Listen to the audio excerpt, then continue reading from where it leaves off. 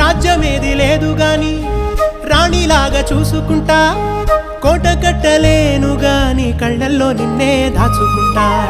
రాత ఎట్లా రాసి ఉన్నా ఆ మార్చి నీతో రాసుకుంటా, స్వర్గమంటూ ఉన్నదంటే అది నీతోనే ప్రతిరోజు పంచుకుంటా.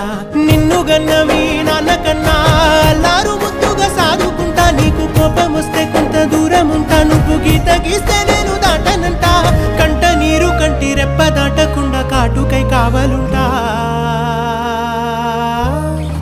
రాంబాయి నీ మీద నాకు మనసాయనే, ఏనాడు నిన్ను వీడిపోని నీడైతనే.